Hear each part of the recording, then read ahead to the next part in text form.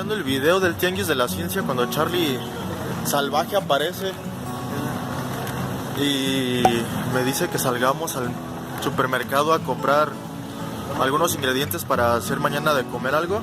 Ahorita vamos a ver qué se le ocurre hacer algo ahí.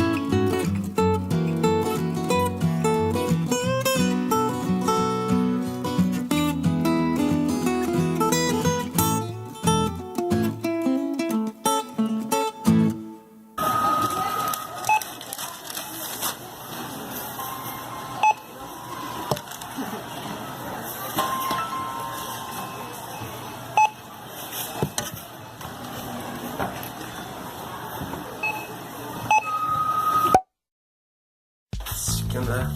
Que me peino. ¿Qué vamos a hacer, Charlie?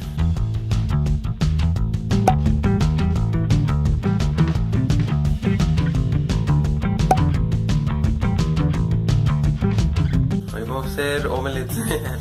¿Omelette? ¿Y qué? ¿Como algo especial que lleven? Aparte del huevo.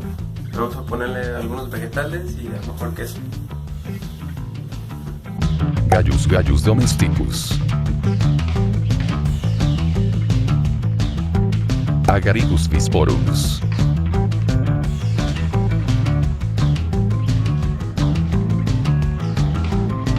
Solanumbricus persicum. Capsicum anum morron.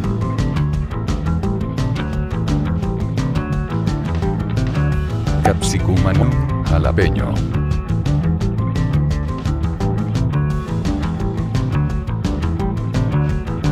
Alium cepa.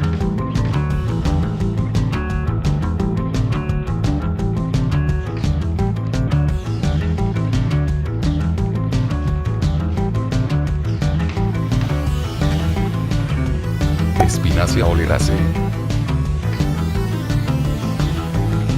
Alium sativum.